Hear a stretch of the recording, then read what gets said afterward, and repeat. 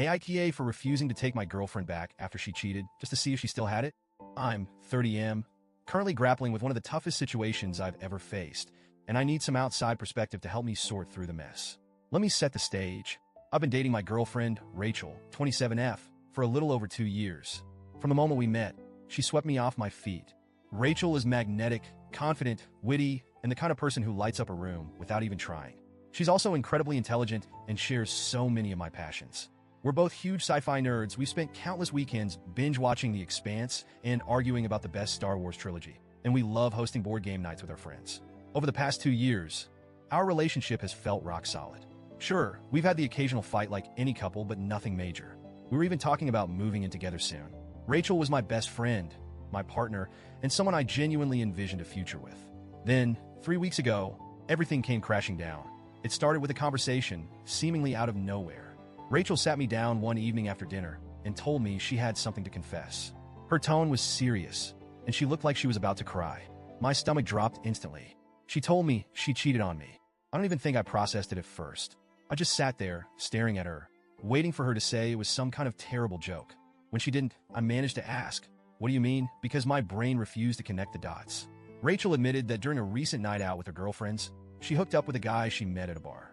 She didn't give me all the details, and honestly, I didn't want them. But the gist was that they'd been flirting, one thing led to another, and she ended up going back to his place. Hearing those words felt like a physical punch to the gut. The next thing out of my mouth was, why? It wasn't an accusation. It was genuine confusion. I needed to know what would drive her to betray me like this. Her answer? She said it wasn't about me, our relationship, or anything I'd done. She wasn't unhappy. She wasn't bored. She wasn't feeling neglected. No, Rachel said she did it because she wanted to see if she still had it. Those words are burned into my brain. Apparently, she'd been feeling insecure lately. Something about hitting her late 20s and wondering if she was still attractive. So when this guy started paying her attention, she leaned into it. She wanted to see if she still had the power to turn heads, to make someone want her. And in that moment, she didn't think about me or what it would mean for our relationship. I didn't know what to say. I felt a mix of anger, sadness, and disbelief. How could someone I trusted so deeply do something so careless, so selfish?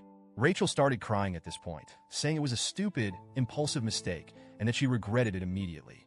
She said she felt horrible the moment it happened and that she's been racked with guilt ever since.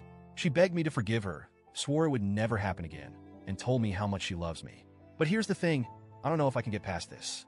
It's not just the cheating itself. Although that's bad enough, it's why she cheated. She wasn't unhappy or struggling in our relationship. She didn't talk to me about her insecurities or try to work through them in a healthy way. Instead, she risked everything we built because she needed an ego boost from some random guy at a bar. It feels like such a shallow, selfish reason to betray someone. I told Rachel I needed time to think. She said she understood and that she'd give me space, but that didn't last long. Over the next few days, she started bombarding me with texts and calls, telling me how sorry she was and begging me to reconsider. She even showed up at my apartment unannounced one night, crying and asking me to take her back. On top of that, some of our mutual friends have started getting involved. Apparently, Rachel told them what happened, and now they're weighing in, most of them on her side. The common refrain is, everyone makes mistakes, and if she's truly sorry, you should give her another chance. They keep telling me how much Rachel loves me and how she's learned her lesson. One friend even said I was being too harsh, accusing me of letting my pride ruin what could still be a great relationship. I won't lie, some of what they're saying has gotten in my head. Am I being too rigid? Is this something I should be able to move past? Or am I justified in thinking that staying with her would mean betraying my own boundaries and self-respect? I've been going back and forth in my mind ever since. On one hand, I still love Rachel. I can't just shut off 2 years of love and memories.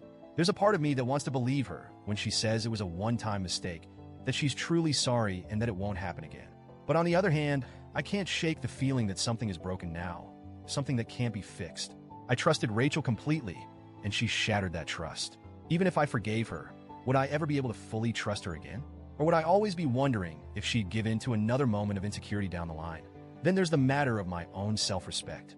If I take her back, am I setting a precedent that it's okay to treat me this way? Am I showing her and myself that my boundaries don't matter?